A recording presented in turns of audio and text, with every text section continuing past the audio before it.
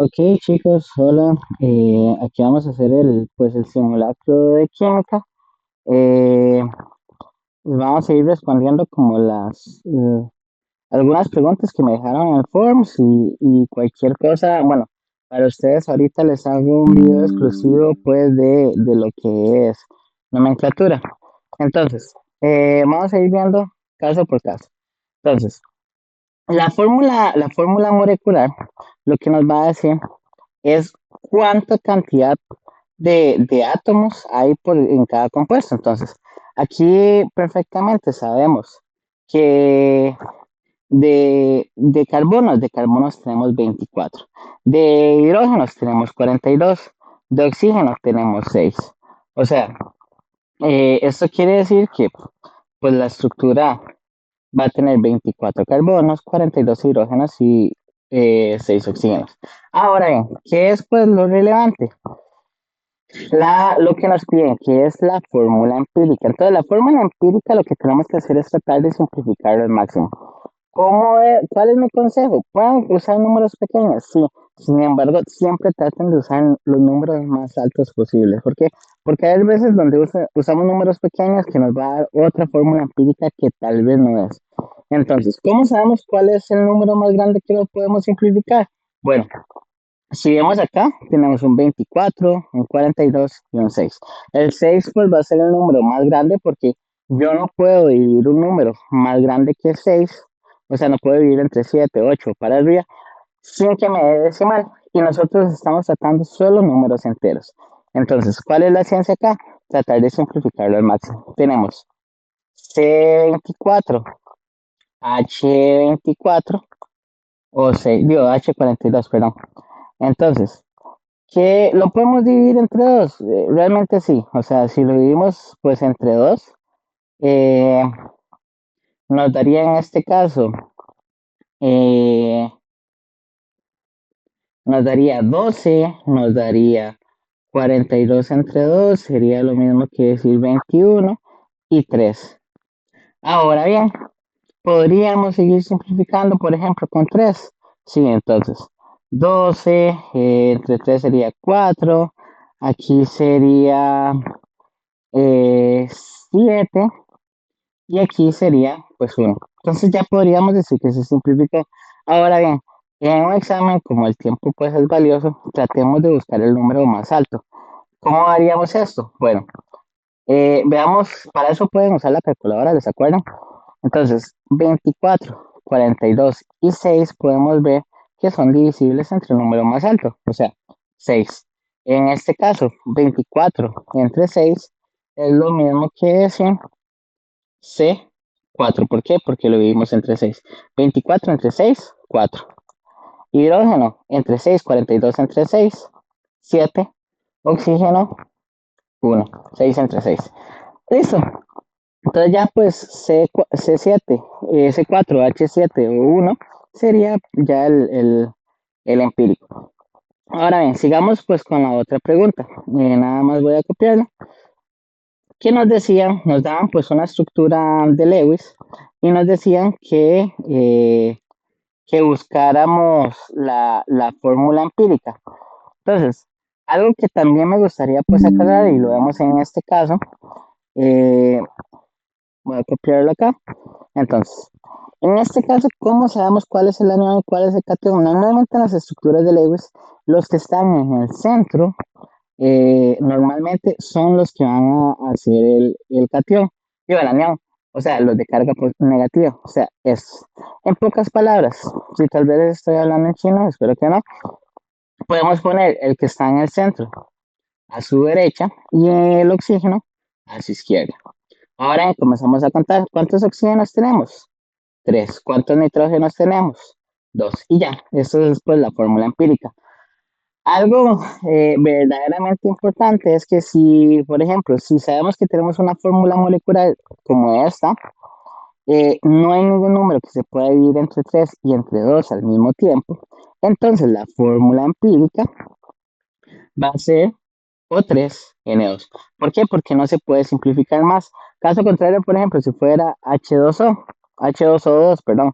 Si me piden la fórmula empírica, HO. ¿Por qué? Porque aquí yo sí puedo simplificarlo. En este caso, sí puedo simplificarlo. En este caso ya no se puede simplificar más. Entonces, para que lo tengan pues en cuenta. Eh, Ahora, la siguiente pregunta, lo que nos pues decía era la diferencia en enlace iónico, enlace metálico y enlace covalente. Entonces, ¿cómo vamos pues a poder distinguir entre cada uno y una de ellas? La forma pues más fácil de entender que es un enlace iónico y un enlace covalente es que el iónico, por ejemplo, si tenemos el sodio y si tenemos el cloro, entonces el cloro, ¿qué es lo que va a hacer? No le va a compartir un electrón. El electrón que está acá se lo va a ceder, se lo va a robar, se lo va a quitar, como le quieran llamar. Entonces, aquí la ciencia de entender el enlace iónico es que no se van a compartir los electrones, como por ejemplo vemos en el caso del, no sé, del monóxido de carbono. Entonces, en este caso, en el monóxido de carbono, pues se van a compartir los electrones. O, no sé, veamos otro caso, el CH4, que eso es nomenclatura orgánica, eso se llama metano, pero eso hablamos el próximo año. Entonces, en el caso del CH4, en este caso, estas líneas de acá, lo que nos representan es que se comparten electrones. ¿Cuántos? Dos electrones. O sea, es lo mismo decir, o es lo mismo representarlo como de esta manera, que un electrón va a ser del carbono, un electrón va a ser del hidrógeno. Pero al fin y al cabo, el hidrógeno está compartiendo los electrones con el carbono. Sin meternos a la regla del octeto, pues que eso lo vemos después. Sin embargo, ¿qué es lo importante? Digamos que aquí el carbono agarró 2, 4, 6, 8. Pero vamos, si no se entiende eso, pues no hay ningún problema, eso lo vemos después. Pero si se acuerdan, estructuras electrónicas, cuando completábamos normalmente el octeto con SIP, eh, se parecía al gas noble más cercano y volvemos con la misma trama que hemos tratado con todo eso. Todo el mundo quiere parecerse a los gases nobles. Igual el hidrógeno tiene dos electrones. ¿A quién se parece? Pues al helio. Entonces, esa va a ser la diferencia. Y las estructuras metálicas, pues son estructuras eh, ordenadas, estructuras que tienen pues figuras geométricas, eh, entonces, bueno, aquí no se lee como todo ordenado, pero son estructuras ordenadas. ¿Qué tienen en particular? Que los que tienen una nube de electrones.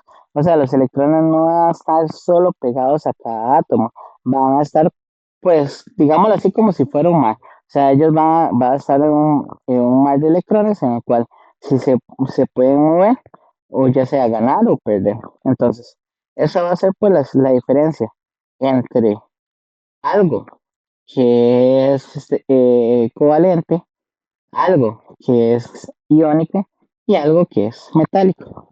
Igual esas representaciones más bonitas pues están en la presentación para que lo tengan en cuenta.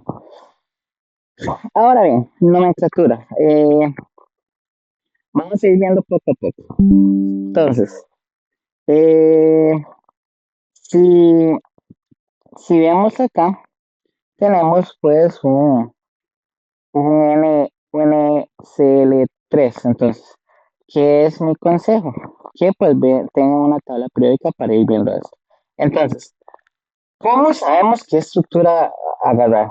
¿O cómo sabemos pues qué, eh, qué tipo de nomenclatura usamos?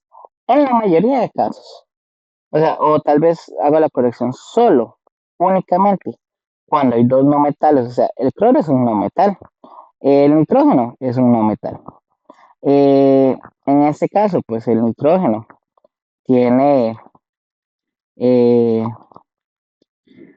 aquí en estequiométrico les recomiendo no aprenderse las cargas, porque si uno pues ve una tabla de cargas, como por ejemplo las que les voy a poner, eh,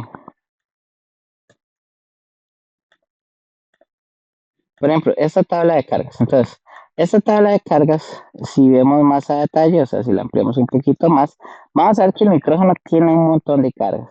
El oxígeno puede tener carga -2, -1.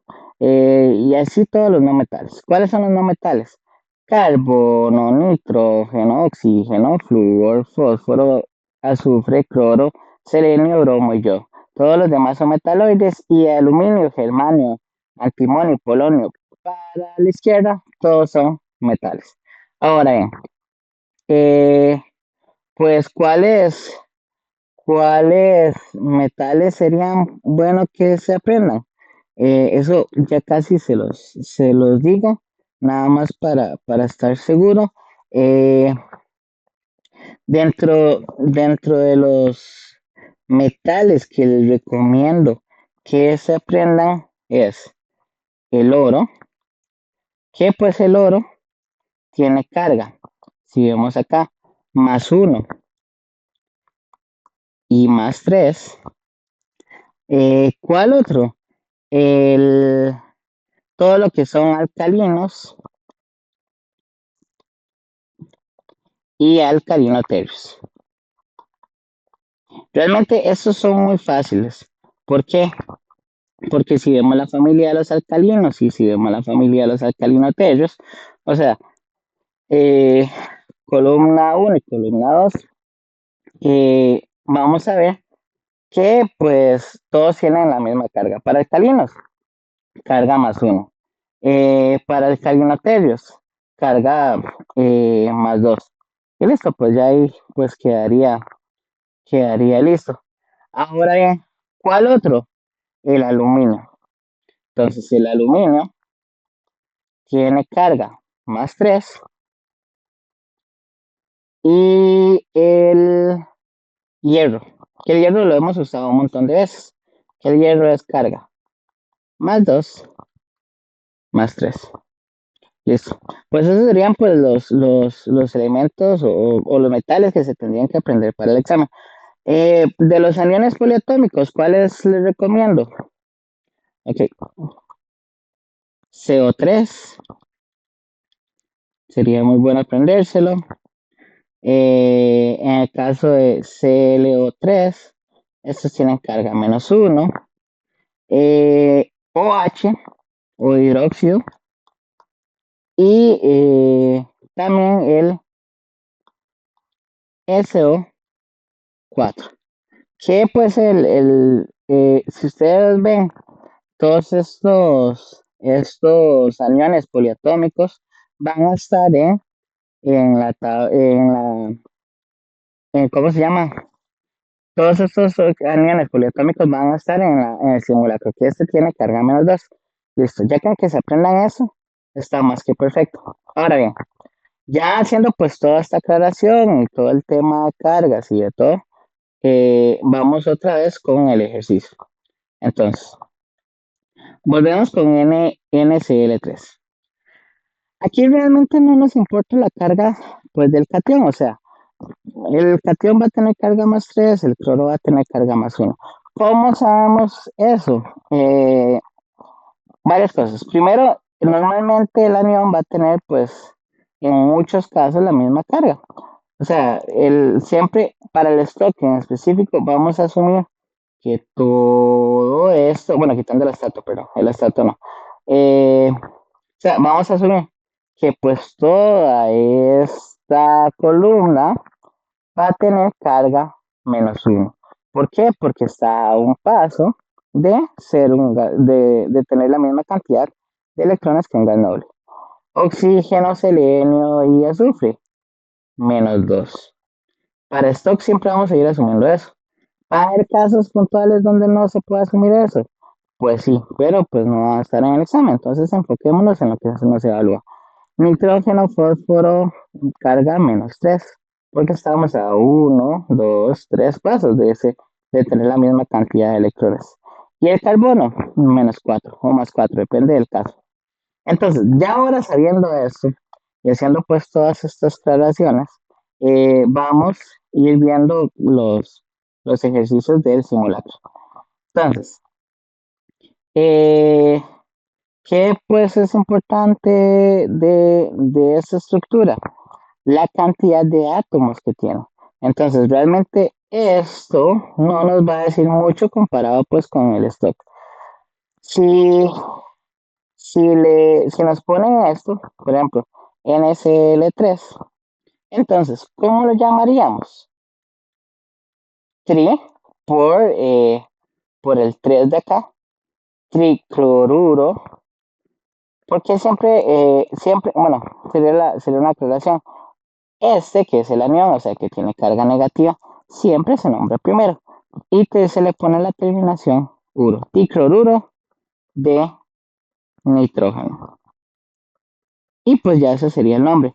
Ahora bien, ¿le pueden poner mononitrógeno? Pues sí, o sea, realmente no está mal. Sin embargo, eh, mi consejo, pues muy personal, es que no se lo pongan.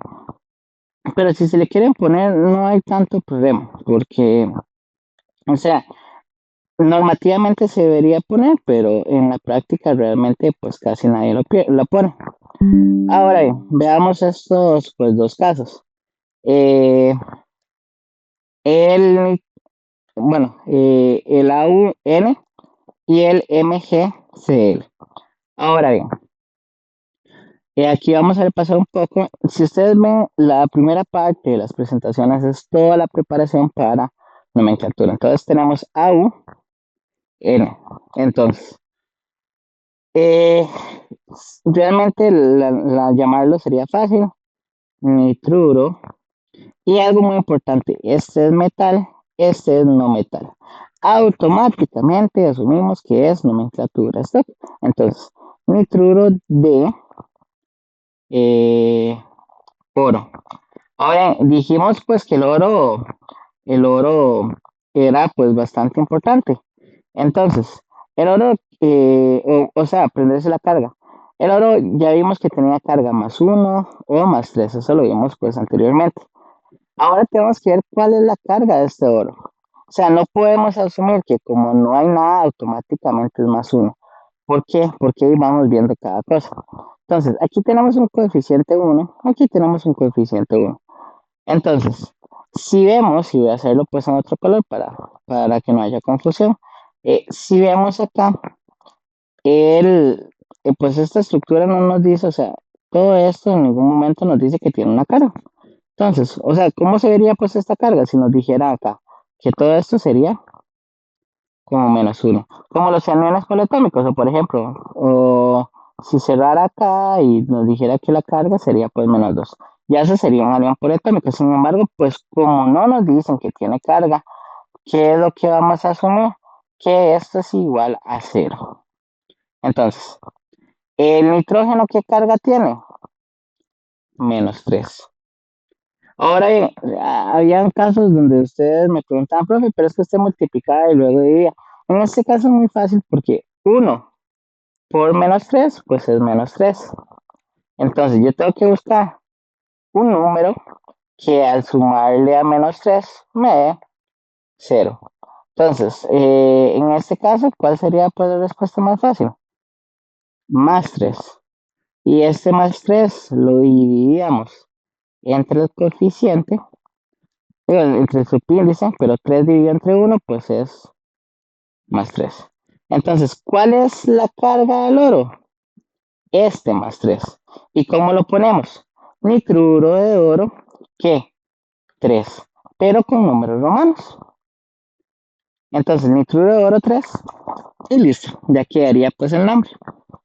Eh, Veamos pues el siguiente caso, MgCl2. Entonces, tenemos el caso del cloruro de magnesio. Eso lo sacamos pues fácil. Cloruro de magnesio. Ahora bien, tal vez en el video que haga nomenclatura explique más sobre los aniones, de cómo se nombran, pero igual, eso tampoco no es nada del otro mundo. Cloruro de magnesio. Ahora bien, si vemos pues una tabla periódica, vamos a ver que pues el magnesio solo tiene una carga. ¿Por qué? Porque si bien en la tabla periódica el magnesio tiene carga +2. únicamente. O sea, eh, entonces, cuando solo se tiene una carga, por ejemplo, en el caso del oro, como no sabíamos cuál carga el oro era si el más uno más o el más tres, se tiene pues que aclarar en el, la nomenclatura. Pero en el caso del magnesio, como el magnesio se puede acá y es un alcalino, digo, es un alcalino tercio, entonces podemos asumir que, bueno, o no asumimos, sino nada más no ponemos la carga del aluminio en números romanos, porque pues ya no hace falta, porque el fin de poner la carga en números romanos en nomenclatura stocks es que aclarar cuál carga del metal vamos a usar, porque cada carga que uno use puede alterar mucho la composición de cada elemento. Entonces, ¿cuál sería la nomenclatura? No, cloruro de magnesio.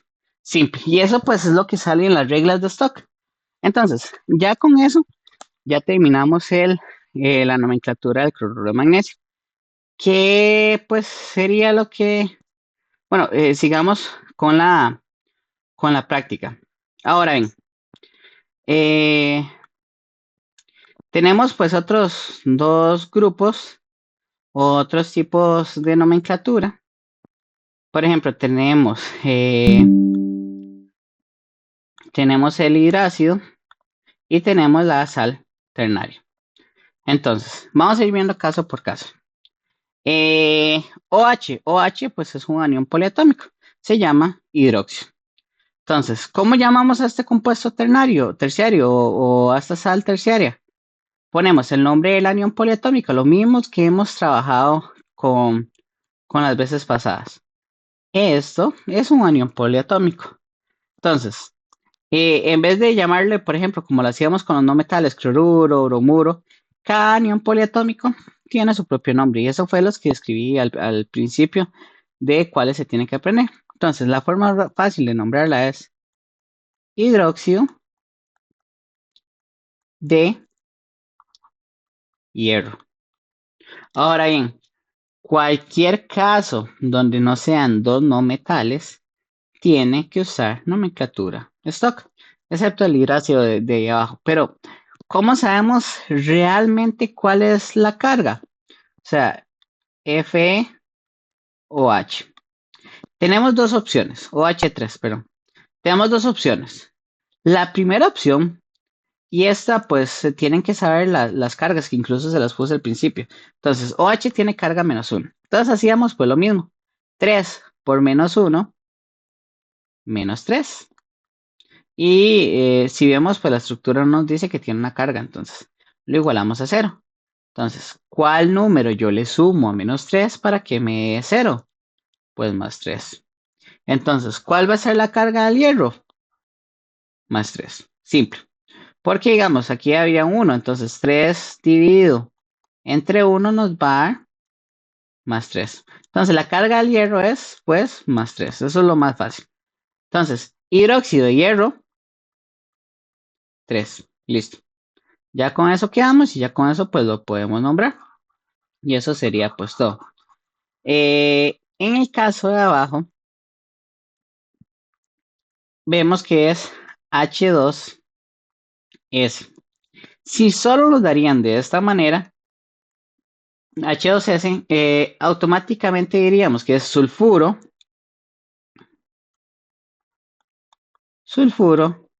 de dihidrógeno.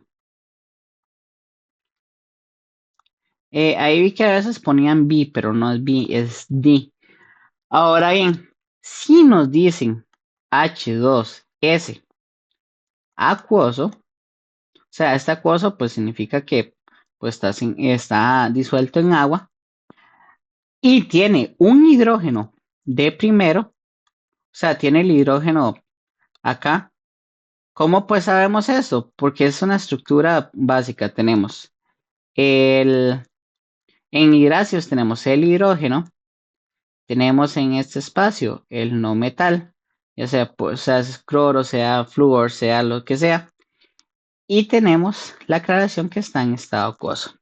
Entonces, bajo esas circunstancias asumimos que es un hidrácido. Entonces, ¿cómo se nombra? Siempre comenzamos ácido y como si fuéramos a nombrar, por ejemplo, sulfuro, eh, o sea, ponemos ácido, sulf y en vez de ponerle este uro, ¿qué es lo que le ponemos? Sulf hídrico. Entonces, ya pues esta sería la nomenclatura del ácido sulfhídrico. Si fuese, no sé, el cloro en vez de, o por ejemplo, yodo. Entonces, si fuese yodo en vez de azufre, la misma estructura. Ácido, yod, donde iría el uro, le ponemos hídrico. Ácido, hídrico. Listo. Y pues eso sería el tema de hidráceos. Ahora pues vamos viendo el tema de compuestos cuaternarios o sales cuaternarias. En esta, a la hora pues de llamar a este compuesto, vamos a usar por lo menos casi la misma tipo de nomenclatura que pues lo hacíamos con sales ternarias. Tenemos un anión poliatómico, tenemos un hidrógeno y tenemos un sodio. Entonces, ¿cuál sería el orden a la hora de nombrarlo? Primero el hidrógeno, luego el anión poliatómico y de último, pues el metal. Entonces, eh, la forma de llamarlo sería, comenzamos siempre con el hidrógeno. Hidrógeno, perdón, hidrógeno, ¿qué? Clorato de sodio. Listo. Ya pues, ya quedó. En varios casos, ¿por qué no ponemos sodio, no sé, uno? Porque el sodio, volvemos a lo mismo, es un alcalino, entonces el sodio solo tiene una carga. Para encontrar las cargas acá, pues tiende a ser un poquito más complicado, sin embargo, pues pueden asumir que para el examen, para compuestos cuaternarios, lo que sale es de alcanos o alquenos. Entonces, ahí están mis peritas, me disculpo por eso. Eh, si fuese, por ejemplo, que nos dice un compuesto donde hay dos hidrógenos, entonces se le pone dihidrógeno, dihidrógeno clorato de sodio. Y pues así sucesivamente. Si hubieran tres hidrógenos, trihidrógeno eh, del anión poliatómico y luego el metal. Entonces, pues eso sería una nomenclatura de compuesto cuaternario. Luego, pues seguiría el, lo de que hace la IOPA, que estaba bastante pues explicado.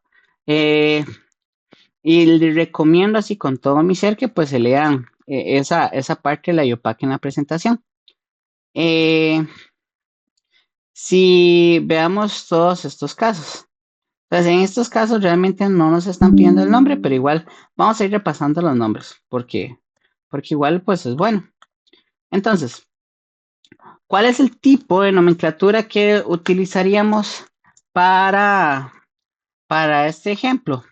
Para el de AL2 o 3. Bueno, sería una nomenclatura stock. ¿Por qué? Porque aquí tenemos un metal, aquí tenemos un no metal. Listo, ya con eso pues quedamos. ¿Cómo se llamaría para ir practicando nomenclatura? Óxido de aluminio. Y si vemos, pues el aluminio no tiene más de una carga, entonces óxido de aluminio. Se queda así, no hace falta, puedes poner los números romanos. El de abajo, ¿qué tipo de nomenclatura usamos? En C3N4 tenemos no metal con no metal. Entonces, automáticamente podemos decir que es una nomenclatura estequiométrica. ¿Cómo se llamaría? Eh, tetra nitruro sea, lo que nos basamos es en los coeficientes. Si es 4 teta, tetranitruro de tricarbono. Y pues listo, ya quedaría nombrado. Realmente no hace falta pues aprenderse, o sea, no hace falta saber las cargas para estequiométrico.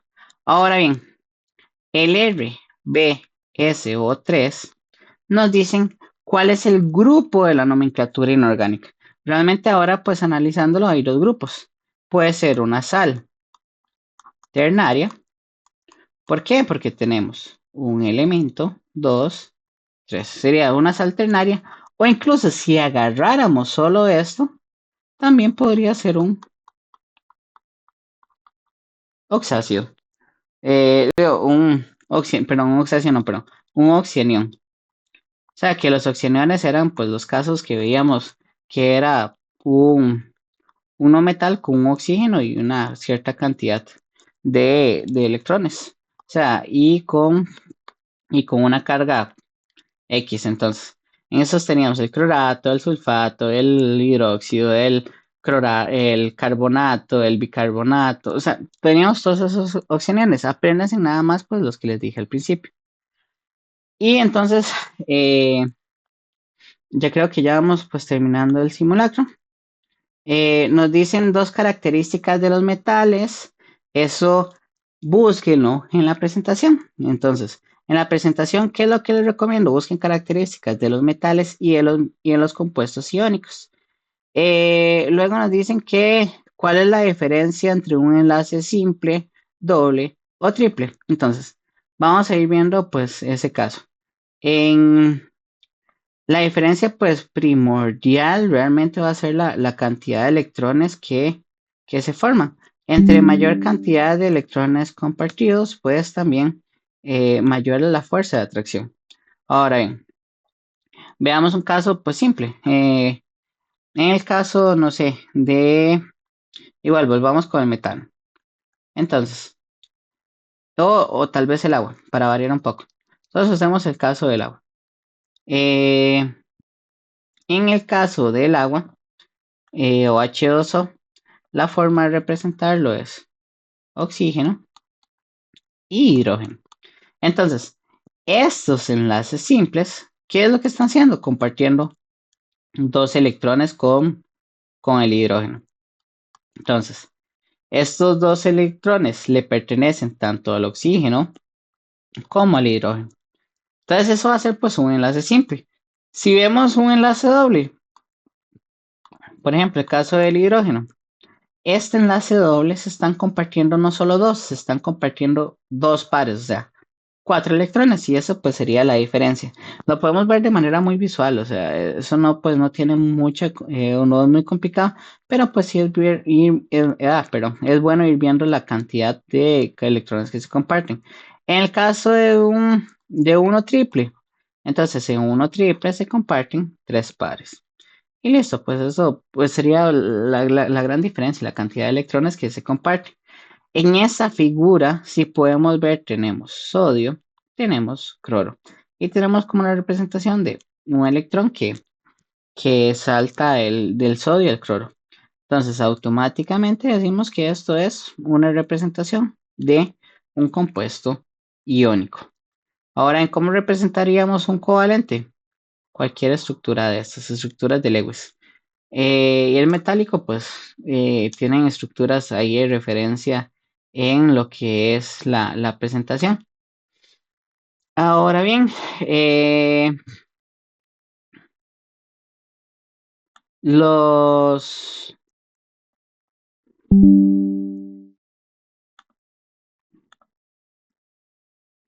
estos ejercicios nos ponían pues a distinguir qué tipo de enlace era. Realmente eran tres espacios, pero por accidente solo puse dos. Entonces, ¿qué es, por ejemplo, todos estos que se supone que son SP2, o sea que son pues líneas simples. Digo SP3. Todos estos que son SP3, que son pues líneas simples que estoy señalando, todos estos son enlaces simples. ¿Por qué? Porque solo tienen pues una línea o se comparten un par de electrones. Ahora, en estos que son SP2, o sea, que tienen pues una doble rayita son enlaces dobles. Y este de acá abajo que tiene pues tres rayitas es un enlace triple. Y listo, pues eso ya sería la respuesta. Es una respuesta bastante fácil. La importancia de los enlaces metálicos, iónicos y covalentes, igual, véalo pues en la presentación. Creo que la pregunta anterior era cuál era pues la diferencia, pero eso lo habíamos explicado arriba. Y ¿Y para qué sirve la nomenclatura EUPAC? Igual, eso lo hablamos, sale en la presentación, pero eso igual lo hablamos en clases, que era para que de que cualquier parte del mundo que nosotros nombráramos un compuesto, todo el mundo entendiera el mismo formato, que digamos que no nombramos un compuesto, no sé, en otro país y no se entienda por qué, porque también tiene otro formato. Entonces, por ahí va la importancia del EUPAC. Entonces, cualquier duda o pregunta, pues quedo atento.